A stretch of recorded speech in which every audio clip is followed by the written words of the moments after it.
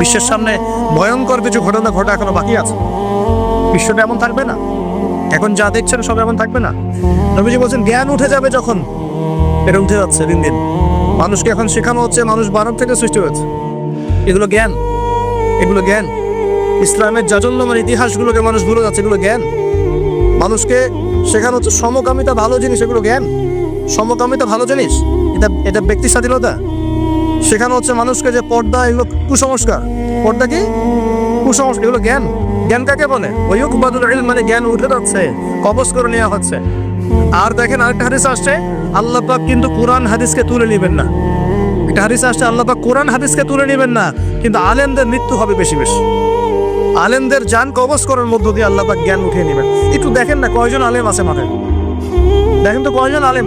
আলেম তো অনেকেই আছে আলহামদুলিল্লাহ, কিন্তু বরেণ্য ওলামা যাদের কথা হাজার লক্ষ কোটি মানুষ শোনে, এমন আলেম কয়জন আছে দেখেন। আস্তে আস্তে প্রবীণ আলেমরা সব চলে যাচ্ছে। আর যে প্রজন্ম আমরা তৈরি করছি, এই প্রজন্মের কতজন ইলম অর্জন করে ওই চ্যালেঞ্জ বুকে নিয়ে জাতিকে সংস্কারের জন্য নেমেছে দেখেন একটু। আমাদের এবার দুনিয়া পেয়ে বসেছে।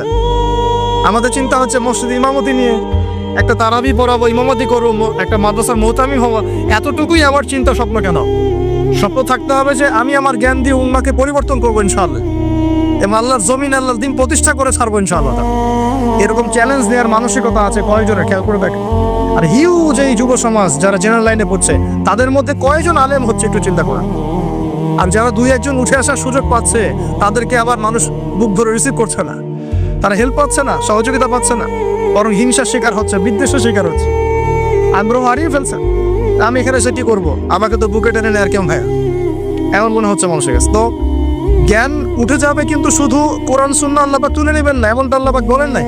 আল্লাহ বলেছেন, তার নবীর মাধ্যমে জানিয়েছেন যে আলেমদের মৃত্যু হবে, সংখ্যা কমে যাবে।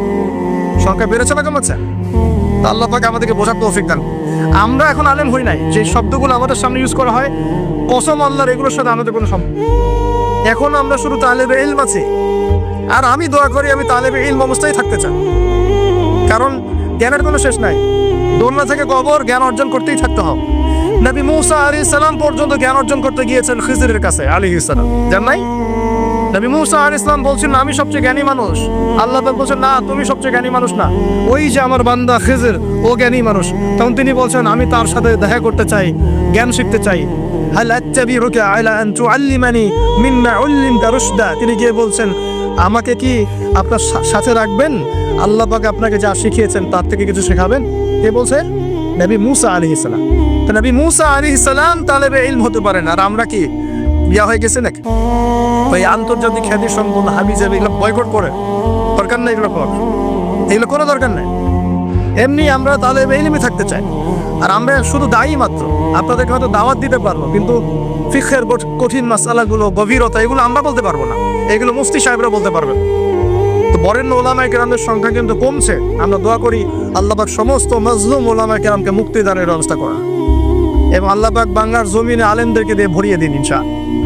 আর জাহেলদেরকে আল্লাহ পাক আলেমের জায়গায় আনা থেকে আমাদেরকে হেফাজত করে বলে।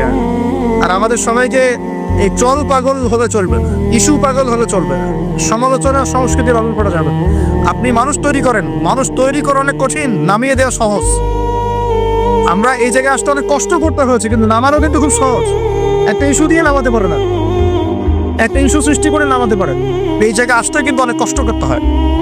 অতএব আল্লাহর দ্বীনের সাথে গাদ্দারি করলে আল্লাহ পাক ছাড়বেন না, কিন্তু এটা মাথায় রাখবেন। আল্লাহ পাক আমাদের সবাইকে বোঝার তৌফিক দান করুন। নবীজি বলছেন কখন এই ভূমিকম্পগুলো আসবে, সিরিজ ভূমিকম্পগুলো কখন আসবে? যখন জ্ঞান উঠে যাবে এবং জালজালা বাড়বে, ইয়াতাকারাবুজ জামান, জামানা কাছাকাছি চলে আসবে। আরো বলছেন নবীজি যে তোমাদের মাল সম্পদ বৃদ্ধি পাবে, ফায়াফিদু, এবং মাল সম্পদ উপচে পড়বে তোমাদের। দিন দিন দেখছেন না যে যার স্যান্ডেল কেনার টাকা ছিল না, সে এখন উঁচু উঁচু বিল্ডিং তৈরি করতেছে, দেখেন না? এটাই তো নবী সাল্লাল্লাহু আলাইহি ওয়াসাল্লাম হাদিস জিবরিলে কি বলেছেন? ওয়ান তারাল খুফাতাল উরাতাল আলাতা রিয়া আশ-শাইয়া তাতাওয়ালুনা ফিল বুনিয়ান। নবীজি বলছেন কিয়ামতের অন্যতম নিদর্শন হচ্ছে সমাজের নগ্ন পদের খালি গায়ের রাখাল শ্রেণীর মানুষ উঁচু উঁচু বিল্ডিং নির্মাণের প্রতিযোগিতা করবে। এমনটা হচ্ছে না? সম্পদ বাড়ছে মানুষের, এটাও একটা কিয়ামতের সাইন। নবীজি আরো বলছেন ওয়া জাহরাতিল খায়নাত ওয়াল মুগান্নিয়াত, এবং বেশি বেশি বাদ্যযন্ত্র এবং নায়িকা নর্তক এগুলোর সংখ্যা বাড়তে থাকে। পাচ্ছে না এগুলো পাচ্ছে।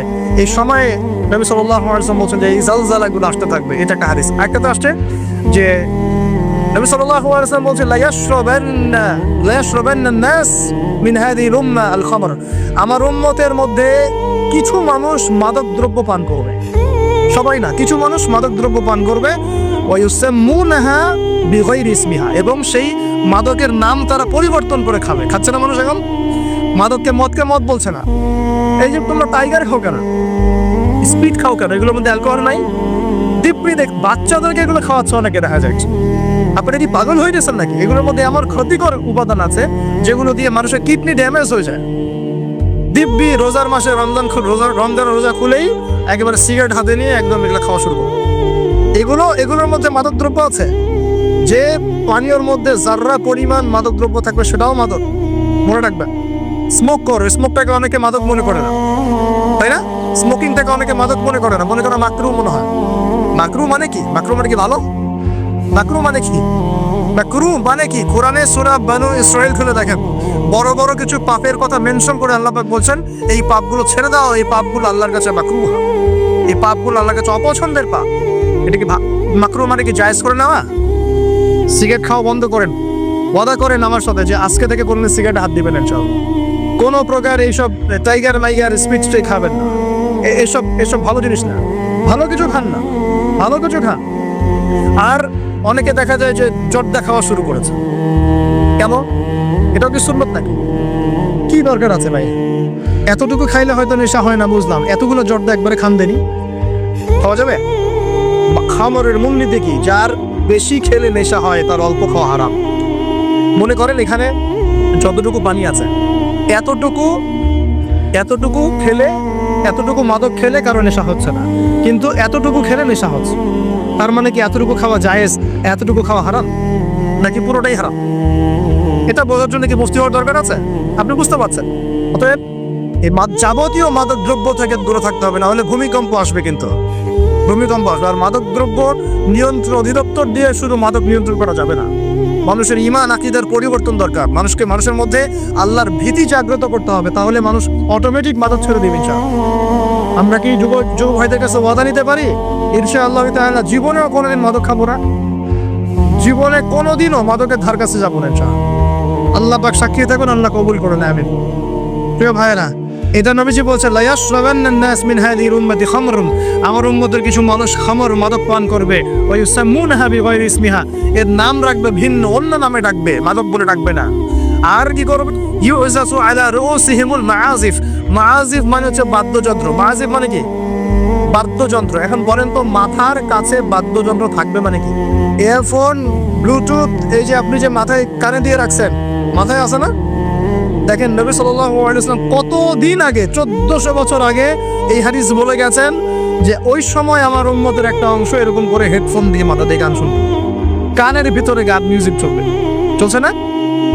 ওয়াল মুগান্নিয়াত, এবং তারা গায়িকা নায়িকা নর্তকী নাচায় না মানুষ? শহরগুলো তো গিয়ে দেখেন, খালি গায়িকা নর্তকীর শহরে যাওয়া লাগে, ফেসবুক ইউটিউব ঢুকলেই তো দেখা যায়, সবখানেই নাচতে আছে আর কি। মেয়েদেরকে নিয়ে আমি কালকে লেকচার দিব ইনশাআল্লাহ। ওদেরকে অনেক কিছু বলার আছে, অনেক কিছু বলার আছে। কারণ সমাজের একটা বড় ক্ষতি হচ্ছে এদের কারণ, সমাজের একটা বিশাল ক্ষতি হচ্ছে বেপরদা মেয়ের কারণ। বহু দিনদার পরেশগার যুবক পর্যন্ত ঈমান হারাচ্ছে এদের কারণে। আর বাসায় তো এদের বাপ নাই, মনে হয় বাপ নাই, ভাই নাই, স্বামী নাই, কেউই নাই, এদেরকে বোঝানোর কেউ নাই। অনেক দিনদার ছেলে পর্যন্ত এদের ফিতনায় দিন হারিয়ে ফেলছে। আর এখন কিছু কিছু ওয়াইজ বের হয়েছে, প্রেম বিশেষজ্ঞ, মানে বসে বসে প্রেমের আলাপ করতে পারলে বাঁচে। আর এগুলো নিয়ে টল করতে করতে ভাইরাল সব ইউটিউব, ফেসবুক, চুলকে সুরসুরি আলাপ করতে ভালো লাগে। এখানে এই হারাম সম্পর্কের ভিত্তি ঘুরাই দিতে হবে। বারবার বলি তোমাদেরকে যে একটা হালাল রিজিকের সোর্স তৈরি করো, তাড়াতাড়ি বিয়ে করে ফেলা। বিয়ে ছাড়া যৌন চাহিদা, লজ্জাস্থানের হেফাজত, এগুলো করার কোনো বিকল্প কোনো পথ নাই, বিকল্প কোনো পথ নাই। যে পথগুলো দেখা যায় এগুলো হতাশা আরো বাড়ায় দিবে, এগুলো আপনাকে আরো জামার বানায় ফেলবে। ভিতর থেকে পর্নোগ্রাফির যুগ চলছে, মেয়েদের ইজ্জত আবরু রক্ষা করা খুব চ্যালেঞ্জের কাজ। মেয়েদের ইজ্জত আবরু রক্ষা করে এত চ্যালেঞ্জ যে পর্নোগ্রাফির যুগে যে কোনো মেয়ে ধর্ষিত হতে পারে।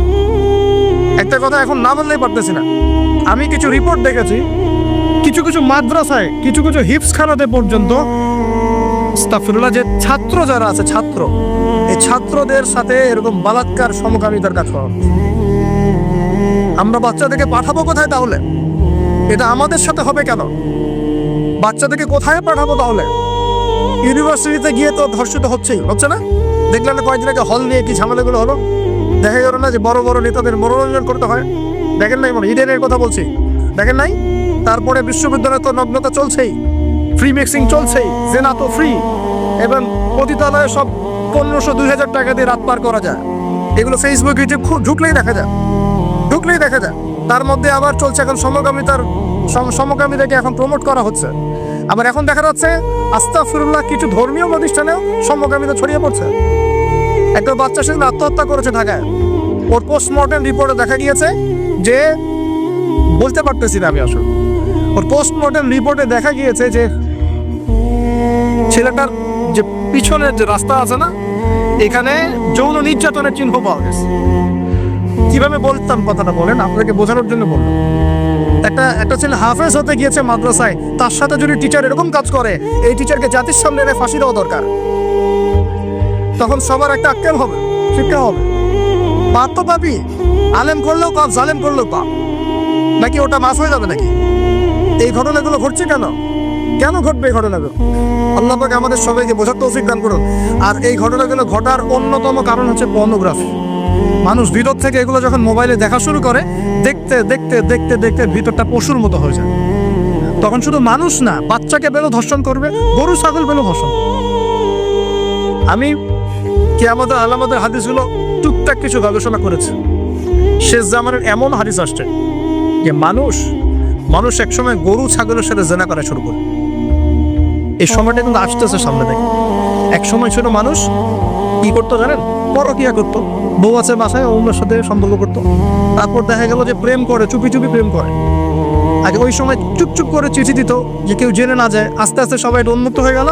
এখন প্রেম করাটা ফ্যাশন হয়ে গেল। আমার 10টা গার্লফ্রেন্ড, আমার 5টা, আমার 2টা, তুই কয়জনের সাথে করছিস, আমি 5 জনের সাথে, তুই কয়জনের সাথে, আমি 2 জনের সাথে, ফ্যাশন হয়ে গেছে এখন ওপেন। তারপরে আস্তে আস্তে কি হলো দেখেন, ধর্ষণ বাড়তে থাক। এই যুগটা এখন চলে যাচ্ছে, ধর্ষণটা অ্যাভেলেবেল এখন হচ্ছেই। তারপরে এখন একটা যুগ আসলো, ছোট ছোট বাচ্চা মেয়েদেরকে এখন ধর্ষণ করা হচ্ছে, ছোট ছোট বাচ্চা মেয়েকে। এই যুগও একসময় চলে যাবে। তারপরে আসবে এমন যুগ দেখবেন খালি ছেলের সাথে মেয়ে মেশো। এটাও কিন্তু চলে আসছে। ছেলের সাথে জেনা করতেছে না, মেয়ের সাথেও জেনা করতেছে না। এরপর কি হবে? নবী হাদিসে বলেছেন, এরপর মানুষ ওই গরু ছাগল গবাদি পশুর সাথে জেনা করা শুরু করে। এই খবরও পাবেন, দেখে নিয়েন। আমি বললাম এই খবরও পাবেন যে মানুষ গবাদি পশুর সাথে জেনা করেছে। তোমরা একটু ঘাটাঘাটি করে দেখো আমার কথাটা মেলে কিনা, ইন্টারনেট ঘাটাঘাটি করে দেখো যে এই কথাটা মেলে কিনা। মানুষ গবাদি পশু প্রাণীর সাথেও জেনা করবে। নবী যেগুলো কথা বলে গেছেন, ওদেরকে নিয়ে অনেক কিছু বলার আছে আমার। ইনশাল্লাহ আমি কালকে লেকচার দিব মেয়েদেরকে নিয়ে ইনশাল্লাহ। একটা মহিলা সমাবেশ আছে ওখানে। যেটা বলছিলাম প্রিয় ভাইয়া, এই পাপগুলোর কারণে কিন্তু আল্লাহর শাস্তি নেমে আসে। খমর 1 নাম্বার ছিল শিরক, তারপর কুফর, মাপে কম দেয়া, অন্যের সম্পদ আত্মসাৎ করা, মাদকদ্রব্য সেবন করা, এই যে গান বাজনা, বাদ্যযন্ত্র, নর্তকী নাচানো, এগুলোর কারণে কোন শাস্তি আসে ভাই বলেন? আল্লাহর পক্ষ থেকে জালজালা মানে ভূমিকম্প। জালজালা মানে কি? ভূমিকম্প। আর আসবে সিরিজ, মানে বছর জুড়ে চলবে এগুলা। আরেকটা হাদিস বলে শেষ করছি।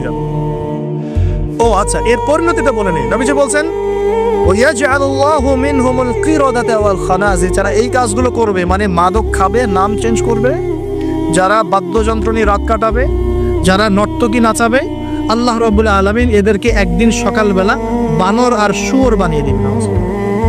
আর ওয়ায়াকসিফুল্লাহু বিহিমুল আরদ, আল্লাহ পাক জমিন সহ ওদেরকে ধসিয়ে দিবেন। এই যে ভূমিধস। আরেকটা হাদিস আসছে তিরমিজির মধ্যে, 2211 নম্বর হাদিস। নবী সাল্লাল্লাহু আলাইহি ওয়াসাল্লাম বলেছেন, ইযা তুখিযাল ফাইউ দুলান, যখন দেখা যাবে যে গনিমতের মাল বা রাষ্ট্রীয় সম্পদ যেগুলো আছে, বুঝতে পারছেন, গনিমতের মাল, রাষ্ট্রীয় সম্পদ, এগুলোকে মানুষ ব্যক্তিগত সম্পদ মনে করে খাওয়া শুরু করে। হয়েছে কি হয় নাই? কথা বলেন। এই সিচুয়েশন আসছে কি আসে নাই? একটা হাতি আসতে থাকে উপর থেকে, হাতি আস্তে আস্তে আস্তে আস্তে মাছি হয়ে যায়, হয় না? এটা হয় কি না? এটার শাস্তি সম্পর্কে আল্লাহ পাক অন্য জায়গায় বলেছেন এবং নবী হাদিসেও বলেছেন যে যে যা আত্মসাৎ করবে, যে যা আত্মসাৎ করবে সেটা কিয়ামতের দিন তার ঘাড়ে চাপিয়ে দেওয়া হবে। কিয়ামতের মাঠে উঠে দেখবেন বহু মানুষ কাঁধের মধ্যে রিলিফের টিন নিয়ে বসে আছে, বহু মানুষ কাঁধের মধ্যে রিলিফের গম নিয়ে বসে আছে, বহু মানুষ কাঁধের মধ্যে দেখবেন যে বন্যার্তদের ত্রাণের যে কম্বল, এই যে ত্রাণের বিষয়গুলো কাঁধে নিয়ে বসে আছে, রাস্তার কন্ট্রাক্টরের টাকা বসে কাঁধে নিয়ে বসে আছে, বহু মানুষ এই কাজ করবে। এটা হবেই। নবীজি বলেছেন যে যা আত্মসাৎ করবে। নবীজি হাদিসে বলেছেন কেউ গরু নিয়ে থাকবে, গরু, কেউ ছাগল নিয়ে থাকবে, ছাগল। বিশ্বাস করছেন না? হাদিসে গরু ছাগল কথাই আসছে। কেউ দেখা যাবে গাদের মধ্যে গরু নিয়ে আছে, কেউ উট নিয়ে আছে, কেউ ছাগল নিয়ে আছে। আমানতকে গনিমত মানে আমানত রাখা হয়েছে, ও খেয়ালত করে ফেলবে, রুটি পড়ে খেয়ে ফেলবে। এটা হচ্ছে কি না? সবচেয়ে সেরা আমানত আমাদেরকে আল্লাহ দিয়েছেন ইসলাম। আমরা সেই ইসলামের সাথে খেয়ালত করছি কিনা বুঝতে পারছেন না? একজন আলেমকে আল্লাহ পাক আমানত দিয়েছেন দিনের জ্ঞান, সে জ্ঞানের সাথে খেয়ালত করছে কিনা? একজন ক্ষমতাসীনকে আল্লাহ পাক দিয়েছেন ক্ষমতা, সে ক্ষমতা দিয়ে খেয়ালত করছে কিনা? একজন পরিবারের কর্তাকে আল্লাহ পাক পরিবার দিয়েছেন, সে পরিবারের মধ্যে খেয়ালত করছে কিনা? সবাই সবার জায়গাতেই খেয়ালত করছে। আল্লাহ পাক আমাদেরকে বোঝার তৌফিক দান করুন। 3 নম্বর নবীজি বলছেন ওয়াজ-যাকাতু মাগরামান, যখন যাকাতটাকে মানুষ বোঝা মনে করা শুরু করে। যাকাত দিতে চায় না মানুষ, যাকাত নাম শুনলেই দৌড় দেয় পিছন থেকে, যাকাত দিতে চায় না, নামাজ পড়ে যাকাত দিতে চায় না। আল্লাহ পাক আমাদের সবাইকে যাকাত দেওয়ার তৌফিক দান করুন। ওয়া তুউল্লিমা লিগাইরিদ দ্বীন, এটা চমৎকার। নবীজি বলছেন যখন ধর্ম বিবর্জিত শিক্ষা চালু হবে, বুঝতে পারেন? ধর্ম আলাদা, শিক্ষা আলাদা চালু হয়েছে কি হয় নাই? সারা বিশ্ব হয়েছে কি হয় নাই? ধর্ম আলাদা, শিক্ষা আলাদা। ধর্ম বিবর্জিত শিক্ষা যখন চালু হবে, এবং এবার শোনেন নবীজি বলছেন ওয়াতা'আর রাজুলু ইমরাতাহ, একজন পরিবারের কর্তা তার স্ত্রীর আনুগত্য করে। ফ্যামিলিস্ট রেভলিউশন মানে স্ত্রীর আনুগত্য করবে পুরুষ, স্ত্রীর আঁচল ধরে বসে থাকবে পুরুশ। শুধু তাই না, ওয়াক্কা উম্মা, এবং তার মায়ের সাথে খারাপ ব্যবহার করা শুরু করে। মাকে প্রাধান্য না দিয়ে বউকে প্রাধান্য দিবে এবং তার আঁচল ধরে বসে থাকবে। এই সময় আসে নাই? আচ্ছা, হিসাব করতে থাকেন, মিলাতে থাকেন। নবীজি বলছেন ওয়া'আদনা সাবিতা, বন্ধু বান্ধবদেরকে কাছে টেনে নিবে, বন্ধু বান্ধবদেরকে কাছে টেনে নিবে। ওয়াকসাবা, এবং তার বাবাকে দূরে ফেলে দিক। হয়েছে কি হয় নাই? যুবকরা বলে এটা হয় না? বাবাকে দেখলে কয়েকদিন সালাম দেন। বাবার সাথে কতজনের ভালো সম্পর্ক আছে? বন্ধুর সাথে যা বাবার সাথে দাদা, অথচ বাবা এবং ছেলের সম্পর্ক হওয়া উচিত বন্ধুত্বপূর্ণ। তোমার সবচেয়ে সেরা বন্ধু হবে তোমার বাবা, তোমার সবচেয়ে সেরা বান্ধবী হবে তোমার মা এবং তোমার বোন। মায়ের সাথে ছেলের সম্পর্ক দূরত্ব, বাবার সাথে ছেলের সম্পর্ক দূরত্ব, এগুলো হচ্ছে না? এটা নবীজি বলেছেন। আর বলছেন, এবার শোনেন, ওয়াযাহারাতিল আসওয়াতু ফিল মাসাজিদ, মসজিদগুলোর মধ্যে হট্টগোল শোরগোল বেড়ে যাবে। বাড়ালেন মসজিদ এখন হইহুল্লা হয় না? আমি নিজে দেখেছি 2 দল কমিটির আধিপত্য বিস্তারকে নিয়ে একদম হকিস্টিক নিয়ে আসছে মসজিদে মারার জন্য। এরকম হয়েছে। আরো অনেক জঘন্য ঘটনা ঘটে, আল্লাহ মাফ করুক। তারপর নবীজি বলছেন ওয়াসাদা কাবিলুহু ফাসিকুহুম, একটা কবিলা বা একটা গোত্রের নেতৃত্ব দিবে একজন ফাসিক ব্যক্তি।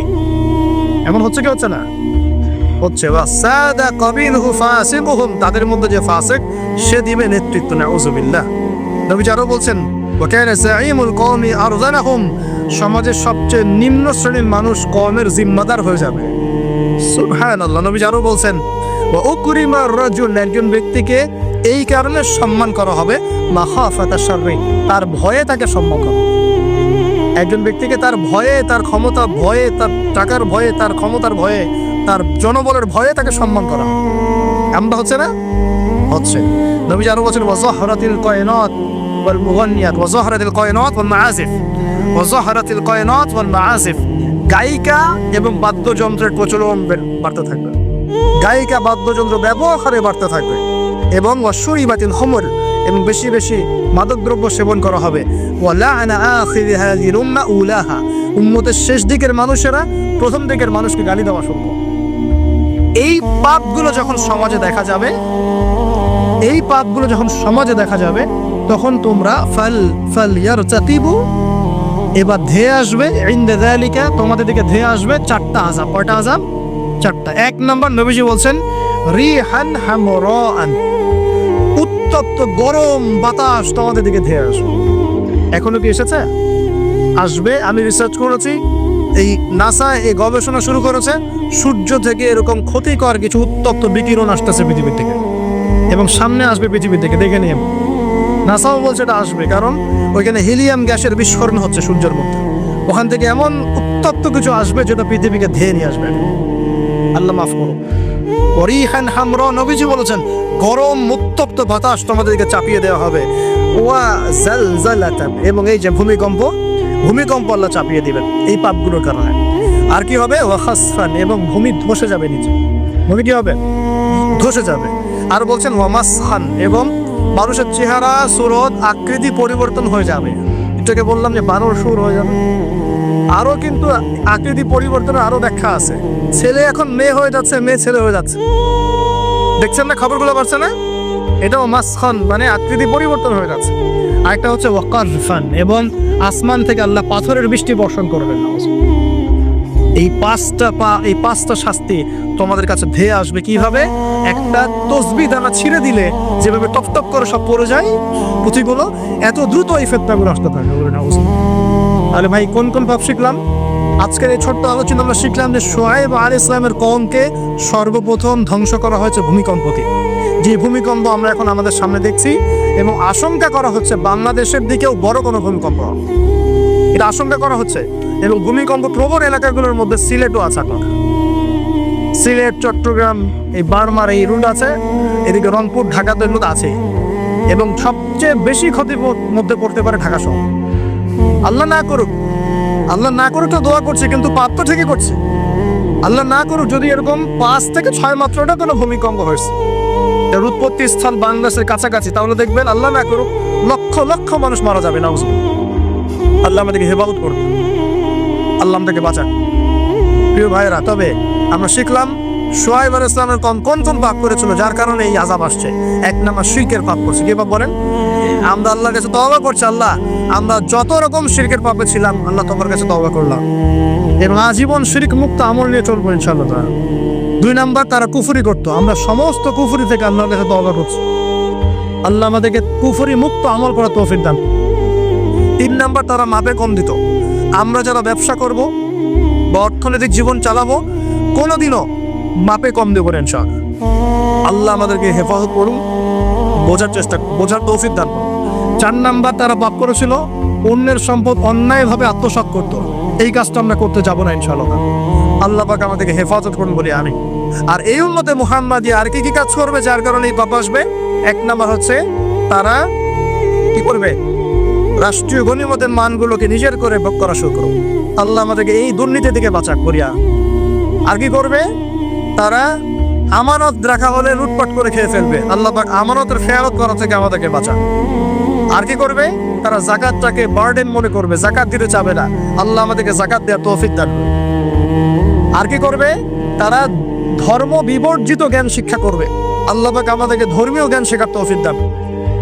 আর কি করবে? 5 নাম্বার, তারা এই বাড়ির পুরুষরা মেয়ে স্ত্রীদের আঁচল ধরে বসে থাকবে, মাকে কষ্ট দিবে। আল্লাহ পাক আমাদেরকে মায়ের হক আদায় করার তৌফিক দান করুন। আল্লাহ পাক সবার হক আদায় করার তৌফিক দান করুন, স্পেশালি মায়ের হক আদায় করার তৌফিক দান করুন। আর কি করবে? সে বন্ধু বান্ধবদেরকে কাছে টেনে নিয়ে বাবার সাথে খারাপ ব্যবহার করা শুরু করবে। আল্লাহ পাক আমাদের সবাইকে পিতাদেরকে সম্মান করার তৌফিক দান। আর কি করবে সে? বলেন আমার সাথে, ভুলে গেছেন? আর কি করবে?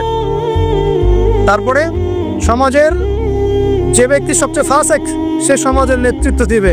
আল্লাহ পাক এরকম ফাসেকদের নেতৃত্ব থেকে আমাদেরকে বাঁচান।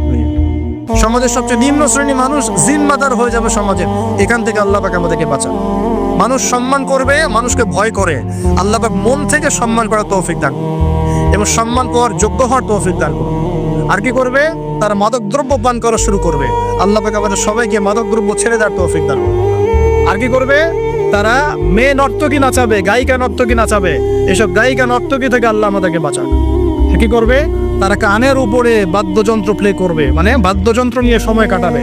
আল্লাহ পাক আমাদেরকে সমস্ত বাদ্যযন্ত্র ত্যাগ করার তৌফিক দান। এবং শেষ জামানার মানুষরা প্রথম জামানার মানুষকে অভিশাপ দিবে। আল্লাহ পাক আমাদেরকে সলফে সালেহিনের মতো মানুষ হওয়ার তৌফিক দান। এবং সর্বশেষ যে বিষয়টা সেটা হলো যে মাদকদ্রব্য পান করে এর নাম রাখবে ভিন্ন।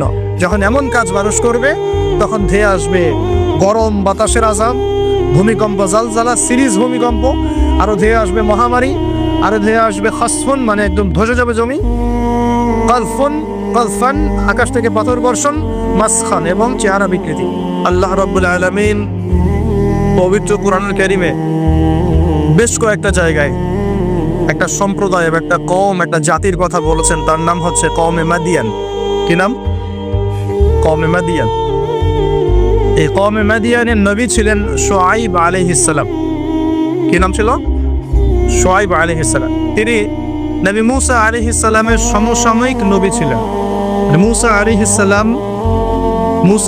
সালাম তার মেয়েকে বিয়ে করেছিলেন। নবী মূসা আলাইহিস সালাম যখন যুবক, তখন একদিন তিনি দেখছেন রাস্তায় দুজন লোক ঝগড়া করছে। একজন তার গোত্রের, আর একজন হচ্ছে ফেরাউনের বাহিনীর। তো মূসা আলাইহিস সালাম তার গোত্রের, যে তার জাতের, তার সাথে তার পক্ষ নিলেন। তো কোরআন বলছে যে সেই এক ঘুষিতেই সেই ব্যক্তি মারা গেছে। ঠিক আছে? ওয়াকাযাহু, মূসা আলাইহিস সালাম তাকে একটা ঘুষি দিলেন, ফাকাদা আলাইহি, এতেই তার মৃত্যু হয়ে গেল। পরের দিন আবার একই ঘটনা ঘটছে। মূসা আলাইহিস সালাম দেখছেন আবার সেই ব্যক্তি আরেকজনের সাথে লড়াই করছে। তখন তিনি আবার তাকে বাঁচাতে গেলেন। তখন সেই ব্যক্তি বলছে, গতকাল কিন্তু তুমি একজনকে ঘুষি মেরে হত্যা করেছো, আজকে কি আবার আমাকে হত্যা করতে চাচ্ছ? তখন এক ব্যক্তি খবর নিয়ে আসলো, মূসা এখান থেকে পালাও, কারণ ফেরাউনের বাহিনী তোমাকে ধরতে আসছে, কারণ তারা মনে করে তুমি একজনকে হত্যা করেছো। তখন মূসা আলাইহিস সালাম মিশর থেকে চলে গেলেন, হিজরত করলেন। এই মিশর থেকে হিজরত করে তিনি এই শুআইব আলাইহিস সালামের কওমে মাদিয়ান এখানে চলে গিয়েছিলেন। এখানে তিনি একটা গাছের নিচে বসেছিলেন। বসে তিনি দেখলেন যে কিছু মানুষ গবাদি পশুদেরকে পানি পান করাচ্ছে, আর দূরে দুটো মেয়ে দাঁড়িয়ে আছে। তো মূসা আলাইহিস সালাম তাদেরকে গিয়ে বললেন, আপনারা দাঁড়িয়ে আছেন কেন? তখন সেই দুটো মেয়ে মূসা আলাইহিস সালামকে বললেন যে আমরা দুর্বল, যতক্ষণ না তারা তাদের পশুদেরকে পানি পান করিয়ে চলে যাচ্ছে ততক্ষণ পর্যন্ত আমরা পানি পান করাতে পারি না। তখন মূসা আলাইহিস সালাম, তিনি শক্তিশালী ছিলেন, বিশ্বস্ত ছিলেন, তিনি তাদের হয়ে পশুদেরকে পানি পান করালেন। এবার সেই মেয়ে দুটো বাসায় চলে গেল। বাসায় চলে গিয়ে কিছুক্ষণ পর মূসা আলাইহিস সালাম আবার সেই গাছের নিচে বসে আল্লাহর কাছে একটা দোয়া করছেন। কি দোয়া? আল্লাহ পাক কোরআনে বলছেন, নবী মূসা আলাইহিস সালাম বলেছিলেন, রব্বি, হে আমার রব, ইন্নী লিমা আনজালতা ইলাইয়া মিন খায়রিন ফাকির।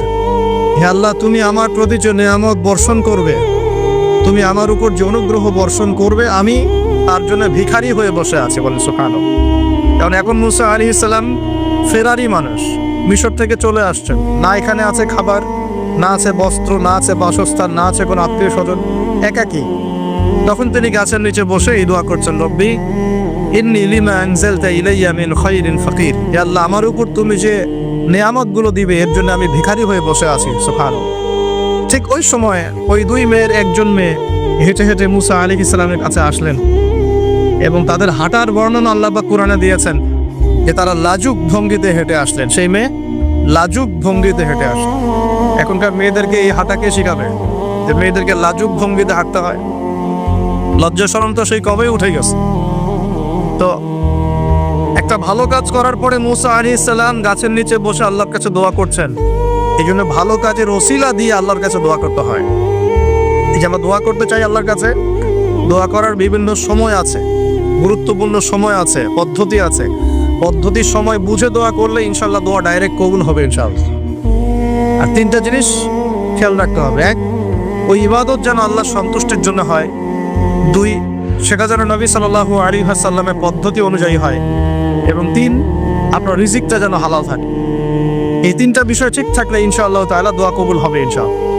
মূসা আলাইহিস সালাম দোয়া করলেন, সাথে সাথে ফল আসলো। ওই মেয়ে হেঁটে হেঁটে চলে আসলেন, এসে বললেন, আমার বাবা আপনাকে ডাকছেন, আমার বাবা আপনাকে ডাকছেন। এই কথার অর্থ যারা অ্যাডাল্ট তারা বুঝতে পারবেন। এখন মূসা আলাইহিস সালাম তার সাথে গেলেন, গিয়ে দেখলেন তার বাবা হচ্ছেন একজন নবী, যার নাম হচ্ছেন শুআয়ব আলাইহিস সালাম, যার কথা বলছেন। তার বাবার নাম কি? শুআয়ব আলাইহিস সালাম। এখন শুআয়ব আলাইহিস সালাম তিনি মূসা আলাইহিস সালামকে বলছেন, কি ঘটনা তোমার আমাকে বলো। তখন মূসা আলাইহিস সালাম তাকে সব ঘটনা বললেন। এখনো কিন্তু মূসা আলাইহিস সালাম নবী হন নাই, এখনো কিন্তু তার কাছে ওহী আসেনি, ঠিক আছে। এখন তিনি তার ঘটনা খুলে বললেন যে আমি বনু ইসরাইলের মানুষ, ফেরাউনের ঘরে বড় হয়েছি, একদিন রাস্তায় ঘটনা ঘটলো, তারপরে আমাকে তারা ধাওয়া করে আজকে এই জায়গায় আমি চলে আসি। এখন শুআয়ব আলাইহিস সালাম বলছেন যে এখানে ভয়ের কিছু নাই, তুমি এখানে নিরাপদ, এখানে কেউ তোমার কোনো ক্ষতি করবে না ইনশাআল্লাহ। তখন এই দুইজন মেয়ের একজন বলছে, বাবা এই ব্যক্তি হচ্ছে বিশ্বস্ত এবং শক্তিশালী, এই ব্যক্তি হচ্ছে বিশ্বস্ত এবং শক্তিশালী। মূসা আলাইহিস সালামের দুটা গুণ এখানে পাওয়া গেল, তিনি বিশ্বস্ত ছিলেন এবং কি শক্তিশালী ছিলেন। তো সে আমাদের উপকার করেছে, তাকে কি আমাদের কাছে রাখা যায় কি না, তাকে পুরস্কার দেওয়া যায় কি না। তখন বিচক্ষণ পিতা মেয়ের কথার ইশারা বুঝে ফেললেন। তখন পিতা এই মেয়ের সাথে মূসা আলাইহিস সালামের বিয়ে দিলেন। বলেন সুবহানাল্লাহ। কি শর্তে বিয়ে হলো? 8 বছর শুআয়ব আলাইহিস সালামের যে আপনার কাজ করতে হবে, মানে খামার, শুআয়ব আলাইহিস সালামের যে প্রজেক্ট আছে সেখানে 8 বছর শ্রম দিতে হবে, চাকরি করতে হবে। 8 বছর দেখাশোনা করতে হবে তার প্রপার্টিস দেখাশোনা করা মানে কি? সব দেখভাল করা, ভালো মন্দ দেখাশোনা করা। তার ছিল ক্ষেত, ছিল জমি জমা, ছিল আপনার গবাদি পশু ছিল, এগুলো দেখাশোনা করতে হবে। তো মূসা আলাইহিস সালামকে শর্ত দিচ্ছেন 8 বছর আমার এখানে কাজ করতে হবে, আর তুমি যদি 2 বছর বেশি করো, 10 বছর পূর্ণ করতে পারো, এটা তোমার বিষয়। আর এই ওয়াদা আমার আর আল্লাহর মাঝখানে, তোমার আমার আল্লাহর মাঝখানে থাকবে। মূসা আলাইহিস সালাম রাজি হলেন এবং তিনি সেখানে থাকতে লাগলেন। তো পরবর্তীতে মূসা আলাইহিস সালামের কাছে নবুয়ত আসলো যখন তুর পাহাড়ে তিনি আগুন দেখতে পেলেন। তিনি সেখানে গিয়ে আগুন খুঁজছেন, আর তুর পাহাড়ের ডান দিক থেকে আল্লাহ রাব্বুল আলামিন আওয়াজ দিলেন, ইয়া মূসা, হে মূসা, ফাখলা'না আলাইক, তোমার জুতা খুলে আসো, ইন্নাকা বিল ওয়াদিল মুকাদ্দাসি তুয়া, তুমি এখানে পবিত্র একটা জায়গায় এসেছো। মূসা আলাইহিস সালাম তো ভয় পেয়ে গিয়েছিলেন। আল্লাহ রাব্বুল আলামিন তাকে ওহী করলেন, তুমি নবী, আমার কাছে রাসূলরা ভয় পায় না, তোমার হাতে ওটা কি? মূসা আলাইহিস সালাম বলছেন, আমার হাতে লাঠি। কি করো লাঠি দিয়ে? মূসা আলাইহিস সালাম বলছেন, লাঠি দিয়ে আমি এই যে আমার গবাদি পশু এগুলোকে তাড়াই, গাছের পাতা পাড়ি ইত্যাদি। আল্লাহ পাক বলছেন, লাঠি ছুঁড়ে মারো। লাঠি ছুঁড়ে মারার সাথে সাথেই এটা একটা বড় অজগর হয়ে গেল, এবং মূসা আলাইহিস সালাম এটা দেখে পিছনে দৌড় দেওয়া শুরু করল। তখন আল্লাহ পাক ডেকে বললেন, ভয় পেও না, আমার কাছে যারা মুরসালিন রাসূলগণ ভয় পায় না, তোমার হাতটা বগলের নিচে ঢোকাও। মূসা আলাইহিস সালাম হাত নিয়ে এই বগলের নিচে দিলেন, এবার বের করলেন, দেখলেন হাত দিয়ে আলো বের হচ্ছে। এরপরে আল্লাহ পাক তাকে নবুয়ত দিলেন, যাও ফেরাউনের কাছে। কোন ফেরাউন? যেখান থেকে তুমি পালিয়ে এখানে এসেছো, ফেরাউনের কাছে গিয়ে ইযহাব ইলা ফিরআউন ইন্নাহু তাগা, ফেরাউনের কাছে যাও, গিয়ে বলো যে সে সীমালঙ্ঘন করেছে। কি সীমালঙ্ঘন সেটা আমরা পরে দেখবো ইনশাআল্লাহ। আমরা মোটামুটি জানি ফেরাউন সম্পর্কে, সে কন্যা সন্তানদেরকে জীবিত রাখত, পুত্র সন্তানদেরকে হত্যা করত, বনু ইসরাইলকে বিভক্ত করে শাসন করত, জুলুম করত, এবং তার সবচেয়ে বড় অপরাধ হচ্ছে সে নিজেকে খোদা দাবি করেছে। সে বলেছে, আয়না রব্বুকুমুল আ'লা, আমি তোমাদের মহান রব। তো সে সীমা লঙ্ঘন করেছে, নাউযুবিল্লাহ। তো আল্লাহ পাক মূসা আলাইহিস সালামকে তার কাছেই পাঠাচ্ছেন, ফেরাউনের কাছে যাও, দাওয়াত পেশ করো। মূসা আলাইহিস সালাম বলছেন, আল্লাহ আমার তো জিহ্বায় জড়তা আছে, রব্বি ইশরাহ লি সাদরি, আল্লাহ আমার বক্ষটাকে প্রশস্ত করে দেন, মানে আমাকে সাহস দেন। ওয়া ইয়াসসির লি আমরি, আমার কাজকে সহজ করেন। ওয়াহলুল উকদাতাম মিন লিসানি, আমার জড়তা, জিহ্বার জড়তাগুলো দূর করে দেন।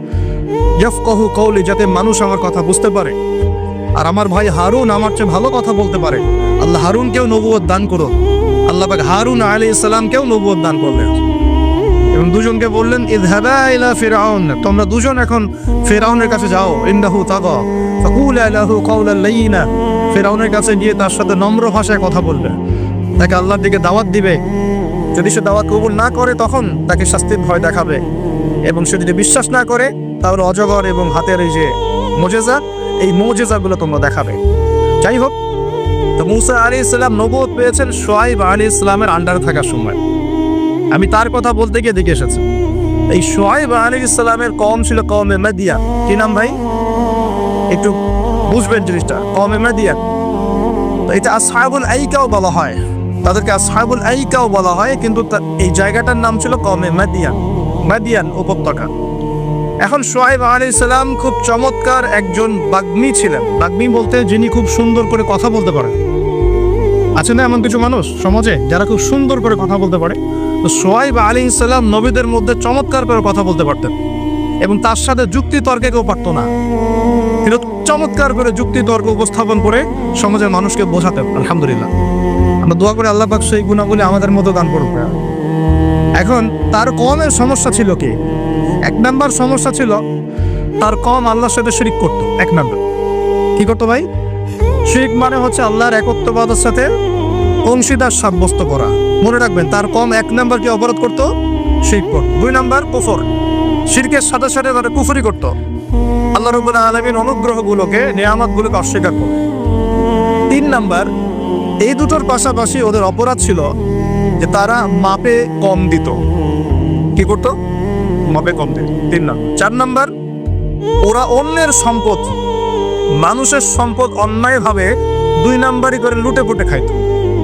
এই চারটা ছিল ওদের মেজর অপরাধ। কয়টা অপরাধ?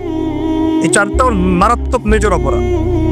এখন আসেন, এদের কি পরিণতি হলো সেটা বলার আগে আমরা এই পাপগুলো নিয়ে একটু আলোচনা করি।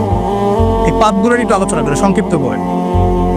মাদিয়ান কওমের সর্বপ্রথম অপরাধ ছিল তারা আল্লাহর সাথে শিরক করত, মানে আল্লাহ পাকের তাওহীদের সাথে অংশীদার সাব্যস্ত করত। এখন এই শিরকটা কিন্তু প্রত্যেক যুগেই নবীদের সময় হয়েছে এবং আমাদের নবী মুহাম্মদ সাল্লাল্লাহু আলাইহি ওয়াসাল্লাম তার জামানাতেও কিন্তু আবু জেহেল, আবু লাহাব, উতবা, সায়বা এরা কিন্তু শিরক করেছে। এখন এই শিরকটাকে নবী সাল্লাল্লাহু আলাইহি ওয়াসাল্লাম খুব সহজ করে ভাগ করে দিয়ে গেছেন। আমরা যদি কোরআন এবং হাদিসটা ঘাটাঘাটি করি, আমরা দেখব যে শিরকটা আসলে তিন প্রকার হয়। এই তাওহীদ এবং শিরকটা তিন প্রকার হয়। একটা হলো একত্ববাদ, যেমন তিন প্রকার হয়, শিরকও তিন প্রকার হয়। এবার আল্লাহ পাকের তাওহীদ একত্ববাদ যেমন তিন ভাগে ভাগ করা যায়, শিরকটাকেও তিন ভাগে ভাগ করা যায়। এবং তাওহীদকে আমরা ভাগ করি একভাবে, তাওহীদে রুবুবিয়্যাত, তাওহীদে উলুহিয়্যাত এবং তাওহীদে আসমা ওয়া সিফাত। এই তিন ভাগে আমরা ভাগ করি। ঠিক একইভাবে শিরকটাও তিন ভাগে হয়। একটা হচ্ছে আশশিরকু ফিল আকীদা, বিশ্বাসের মধ্যে শিরক। আশশিরকু ফিল আমাল, কাজের মধ্যে শিরক। আশশিরকু ফিল লিসান আও আশশিরকু বিল কওল, শিরক হচ্ছে আপনার কথার মধ্যে অথবা জবানের মধ্যে, মানে ভাষাগত শিরক, কর্মগত শিরক এবং আকীদাগত শিরক। আমি কি বুঝতে পারছি? এই তিনটা সহজ করে দিলাম। শিরক এবং তিন ভাগে ভাগ করা যায়। উদাহরণ দিলে পরিষ্কার হবে। যেমন বিশ্বাসগত শিরক, যেমন কোনো মানুষ যদি বিশ্বাস করে যে মহাবিশ্বের কোনো স্রষ্টা নাই, এই মহাবিশ্ব এমনি এমনি সৃষ্টি হয়েছে, এটা বিশ্বাসগত শিরক, তাই না? কেউ যদি বিশ্বাস করে যে আল্লাহ এই বিশ্বকে সৃষ্টি করেছেন কিন্তু আল্লাহর পাশাপাশি আরো ইলাহ আছে, নাউজুবিল্লাহ, এটাও হবে বিশ্বাসগত শিরক। কেউ যদি মনে করে যে আল্লাহ পর্যন্ত পৌঁছতে হলে আমাকে এই যে চন্দ্র, সূর্য, গ্রহ, নক্ষত্র, গাছপালা এগুলোর পূজা করতে হবে, শিরক। এটা হলো বিশ্বাসগত শিরক। ধরেন কেউ যদি মনে করে যে আল্লাহ বলতে কেউ নাই, নাস্তিকতায় বিশ্বাস করে, কোনো ইলাহ নাই, এই মহাবিশ্ব বিগ ব্যাং থেকে সৃষ্টি হয়েছে, এটাও হবে কি? চিন্তাগত, আকীদাগত শিরক। কেউ যদি মনে করে যে আমার ভালো মন্দের মালিক আল্লাহ নয়, ভালো মন্দের মালিক আমি নিজে, কেউ যদি মনে করে, শিরক হবে।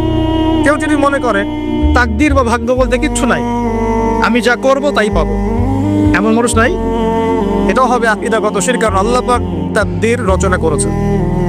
কেউ যদি মনে করে যে কবরে শায়িত মৃত মানুষ আমাকে পরকালে বাঁচিয়ে দিবে, আমাকে পরকালে পুলসিরাত পার করিয়ে দিবে, বিশ্বাসগত শিরক হয়ে যাবে। কেউ যদি মনে করে যে অমুক ওসিলা মাধ্যম ধরলে আমি সন্তান লাভ করব, এটাও শিরক হবে। সন্তান দেওয়ার মালিক কে? কেউ যদি মনে করে আমি পরিশ্রম করি বলেই রিজিক প্রাপ্ত হই, শিরক হবে। আমি পরিশ্রম করি, কাজ করি, ব্যবসা করি, চাকরি করে বলেই তিন বেলা খেতে পারি, শিরক হবে। কে খাওয়ায়? কেউ যদি মনে করে যে আমি খুব রুটিন লাইফ লিড করি, ভালো মন্দ বেঁচে চলি, ভালো ভালো খাই, ব্যায়াম করি, এই কারণে আমি সুস্বাস্থ্যের অধিকারী, শিরক হবে। সুস্বাস্থ্য দিয়েছেন কে? কেউ যদি মনে করে যে আমার হাতে একটা আংটি আছে, এই আংটি খুলে ফেললে আমার রোগ হবে, এটা হবে বিশ্বাসগত শিরক। কেউ যদি মনে করে আংটিটা খুলে ফেললে আমার রোগ বেড়ে যাবে, অথবা আংটি খুলে ফেললে আমি মারা যাব, আমার কোনো ক্ষতি হবে, বিশ্বাসগত শিরক। কেউ যদি মনে করে ভালোগুলো সব আল্লাহর পক্ষ থেকে আসে আর খারাপগুলো শয়তানের পক্ষ থেকে আসে, এটাও শিরক। কারণ ভালো মন্দ দুটোই কার পক্ষ থেকে আসে? আল্লাহর পক্ষ থেকে। চুল আঁচড়াচ্ছেন, চিরুনিটা হাত থেকে পড়ে গেল। কেউ যদি মনে করে এখন মেহমান আসবে বাসায়, এটা হবে একটা শিরকি আকীদা। বাসা থেকে বের হয়েছেন, হঠাৎ করে হোঁচট খেলেন, এই কাপড়টা আটকে গেল, আপনি মনে করছেন হয়তো বাইরে গেলে কোনো অমঙ্গল অকল্যাণ হতে পারে, বিশ্বাস করলে শিরক। কেউ যদি মনে করে যে রাস্তার পাশে লোক বসে আছে টিয়া পাখি নিয়ে, ও আমার ভাগ্য বলতে পারে, বিশ্বাস করলে শিরক। কেউ যদি পত্রিকা খুলে দেখে রাশি ফলে লেখা আছে তুমি সিংহ রাশি, তোমার আজকের দিনটা এমন যাবে, বিশ্বাস করলে শিরক। কেউ যদি হাত দেখায় জ্যোতিষীকে, দেখিয়ে বলে যে আমার ভবিষ্যৎ বলে দেন, আমার কয়টা বিয়ে হবে, কয়টা বাচ্চা হবে, কেউ যদি বিশ্বাস করে, তাহলে শিরক। এরকম অসংখ্য শিরক হতে পারে, আমি বলে শেষ করতে পারবো না, যেগুলো মানুষের চিন্তার সাথে সম্পৃক্ত। কিসের সাথে সম্পৃক্ত? এই চিন্তার সাথে যে শিরকগুলো সম্পৃক্ত, এগুলোকে আমরা বলি আশিরকু ফিল আকীদা বা বিশ্বাসগত শিরক। আমি কি বুঝতে পারছি? আমি সহজ করে দিচ্ছি। 2 নম্বর হচ্ছে আশিরকু ফিল আমাল, কাজের মধ্যে শিরক। কেমন? যেমন আল্লাহ বলেছেন আল্লাহর জন্য নামাজ পড়তে, যদি আমি বা আপনি অন্য কাউকে দেখানোর জন্য নামাজ পড়ি, কি হবে? শিরক হবে। আল্লাহ বলেছেন আল্লাহর সন্তুষ্টির জন্য দিনের জ্ঞান অর্জন করতে, এখন আমি যদি জ্ঞান অর্জন করি এই জন্য যে মানুষ আমাকে অনেক বড় বক্তা বলবে, অনেক বড় আলেম বলবে, মুফতি মুফাসসির বলবে, হ্যাঁ সবাই দাওয়াত করে খাওয়াবে আমাকে, ইত্যাদি ইত্যাদি, দুনিয়ার স্বার্থ থাকলেই এটা শিরক হয়ে যাবে। কি হবে? শিরক হয়ে যাবে। আল্লাহ পাক বলেছেন যে আল্লাহ রাব্বুল আলামিনকে সিজদা করতে, এখন আমরা যদি কোনো জড় পদার্থকে সিজদা করা শুরু করি, কি হবে? যদি কোনো মানুষকে সিজদা করি, যদি কোনো মৃত মানুষকে সিজদা করি, আচ্ছা এটা ক্লিয়ার রাখবেন না কিন্তু আল্লাহ পাক বলেছেন আল্লাহর জন্য কুরবানি করতে, ফাসল্লি লিরাব্বিকা ওয়ানহার। আল্লাহর জন্য কুরবানি করি আমরা, অন্য কারোর জন্য করি? আল্লাহ ছাড়া অন্য কাউকে সন্তুষ্ট করার জন্য কেউ কুরবানি করে, কি হবে? শিরক হবে। আল্লাহ বলেছেন দান সদকা করতে আল্লাহর সন্তুষ্টির জন্য, এখন আমি দান সদকা করলাম, বড় একটা ফুটানি যে আমাকে মানুষ বড় দানবীর বলবে, এরকম বিশ্বাস করলে, মনের মধ্যে নিয়ত থাকলেই শিরক হবে। হজ করতে বলেছেন আল্লাহ পাক আল্লাহকে সন্তুষ্ট করার জন্য, এখন আপনি হজ করে আসলেন এবং টাইটেল লাগিয়ে বেড়াচ্ছেন আমি অমুক আলহাজ হাদি সাহেব, ঠিক আছে? মানুষ আমাকে আলহাজ বলবে, হাদি সাহেব বলবে, মানুষ আমাকে তখন ভোটটা দিবে, ভোটের সময় তখন আমাকে মানুষ ভোটটা দিবে, ওই স্বার্থ যদি থাকে শিরক হয়ে যাবে। আমি বুঝতে পারছি না মনে হয়। ইবাদত বন্দেগীর ক্ষেত্রে যদি আল্লাহর সন্তুষ্টি ছাড়া অন্য কারো সন্তুষ্টি উদ্দেশ্য থাকে, শিরক হয়ে যাবে। বুঝতে পারছি কি? আচ্ছা, যেমন নজর মানত করতে হয় কার জন্য? আল্লাহর জন্য। আপনি যদি অন্য কাউকে সন্তুষ্ট করার জন্য নজর মানত করেন, কি হবে? শিরক হবে। আল্লাহ রাব্বুল আলামিন তার কাছে দোয়া করতে বলেছেন, এখন আপনি যদি অন্য কারোর কাছে দোয়া করা শুরু করেন, চাওয়া শুরু করেন, কি হবে? আল্লাহ পাক আল্লাহর জন্য কুরবানি করতে বলেছেন, কিছু মানুষ জিনদের জন্য কুরবানি করে এখনো সমাজের মধ্যে, জিনকে বশ করার জন্য, তাবে করার জন্য, এবং জিন কেন্দ্রিক জাদুবিদ্যার চর্চা করার জন্য মানুষ জিনদের সামনে কুরবানি করে এখনো।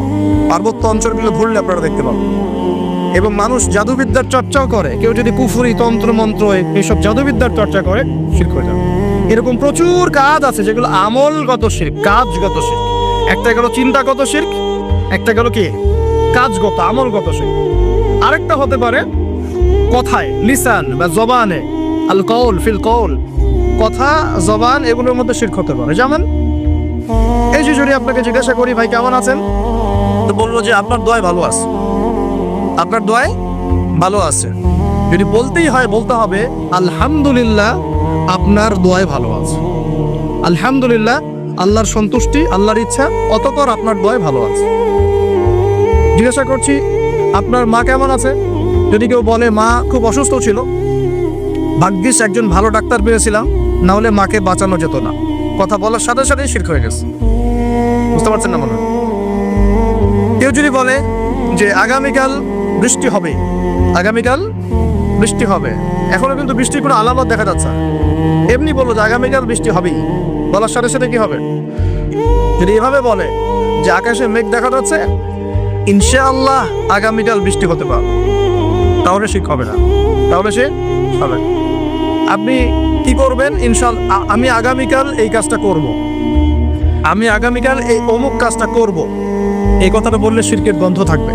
যদি বলেন ইনশাআল্লাহ আমি আগামীকাল এই কাজ করব, তাহলে ঠিক আছে। এরকম অনেক। নাম কি? বলছে আমার নাম শাহিন শাহ। নাম কি? শাহিন শাহ আমার রাজাদের রাজা। রাজাদের রাজা। কে এই রাজাদের রাজা?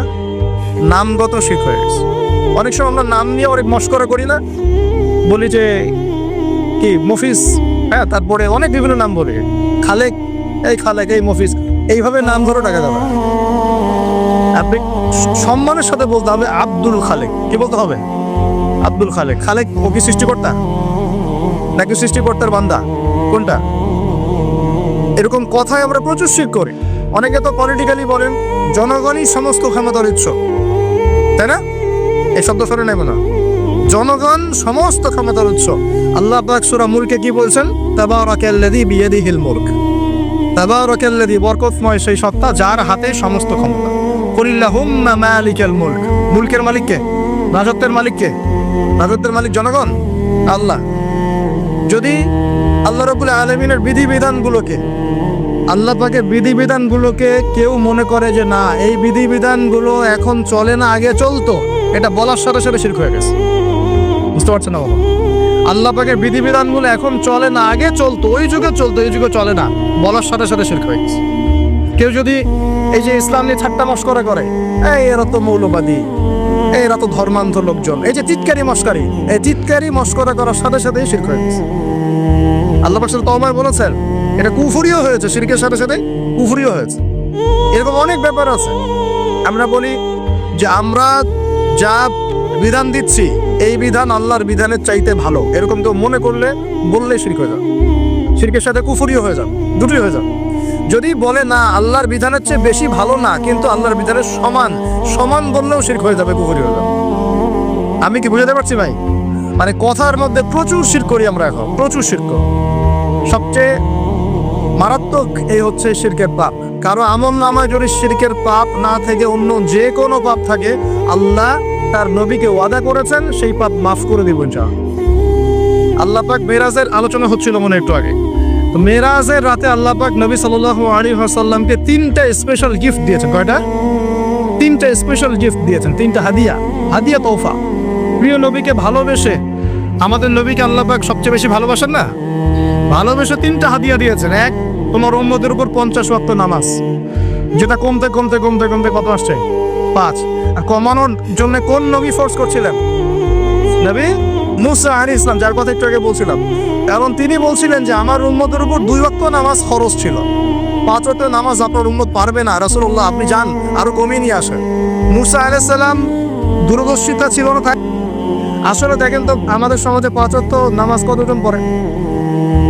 আসলে কি বেশিরভাগ মানুষ নামাজি না বেশিরভাগ মানুষ বেনামাজি? কোনটা? তাহলে ওনার দূরদর্শিতা কিন্তু ঠিক ছিল। এগুলোকে গায়েবের খবর বলে না। ওই যে বললাম আকাশে মেঘ জমেছে, আকাশে মেঘ জমেছে, এখন আপনি ছাতা নিয়ে বাসা থেকে বের হয়েছে, এটা কি আপনি গায়েবের খবর জানেন? আপনি বাসীরা আছে, আপনার দূরদর্শিতা আপনি দেখতে পাচ্ছেন। ফেরেশতারা কি বলেছিল? আতাজআলু ফিহা মান ইউফসিদু ফিহা ওয়া ইয়াসফিকু দিমা। আল্লাহ আপনি পৃথিবীতে এমন কাউকে পাঠাতে যাচ্ছেন, পৃথিবীতে গিয়ে ফিতনা ফাসাদ সৃষ্টি করবে আর রক্তপাত ঘটাবে। মানুষ সেই কাজ পৃথিবীতে করছে কিনা? তার মানে কি ফেরেশতারা গায়েবের খবর জানে না? তাদের বাসীরা, কারণ এই কাজটা আগে জিন জাতি করেছিল। তো যেটা বলছিলাম, একটা হচ্ছে 50 ওয়াক্ত নামাজ। 2 নাম্বার, আল্লাহ পাক সূরা বাকারার শেষের 3টা আয়াত দিয়েছেন। কয়টা আয়াত? কোন বর্ণনা এসেছে 2টা আয়াত, আর কোন বর্ণনা আছে শেষ 3টা আয়াত। লিল্লাহি মা ফিস সামাওয়াতি, এখান থেকে ফানসুরনা আলাল কওমিল কাফিরিন পর্যন্ত এই 3টা আয়াত যে ব্যক্তি রাত্রেবেলা পড়ে ঘুমাবে, সারা রাত ইবাদত করার নেকি পাবে। ইনশাআল্লাহ পারা যাবে না এটা পড়তে? আজকের লেকচার শোনার পরে যতদিন বেঁচে থাকবেন একদিনও এই আয়াতগুলো না পড়ে ঘুমাবেন না। ইনশাআল্লাহ পারবেন তো? ইনশাআল্লাহ। আলী রাদিয়াল্লাহু আনহু বলতেন, কোনো বুদ্ধিমান মানুষ রাতের বেলা এই 3 আয়াত না পড়ে ঘুমাতে পারে না। যার বুদ্ধি আছে সেটা না পড়ে ঘুমাইতে পারে না। কারণ এই 3টা আয়াত তেলাওয়াত করে ঘুমালে আপনি সারা রাত নফলের ইবাদত পাচ্ছেন, নেকি পাচ্ছেন। সারা রাত নফল ইবাদতের নেকি পাচ্ছেন, এবং রাতের বেলা যে যে জিন, হ্যাঁ, জাদু, কুফরি, কালাম, দৃশ্য অদৃশ্যের যে ক্ষতিগুলো আছে, এই সব কিছু থেকে আল্লাহ আপনাকে হেফাজত করবেন ইনশাআল্লাহ। অতএব এটা একটা গিফট আল্লাহ পাক দিয়েছেন মেরাজের রাতে। মেরাজ নিয়ে আলোচনা হয়, কিন্তু মেরাজের সবচেয়ে মূল জিনিসগুলো আমরা আমল করি না। মিরাজের রাতে এসেছে 5 ওয়াক্ত নামাজ, ওই নামাজই তো পড়ি না।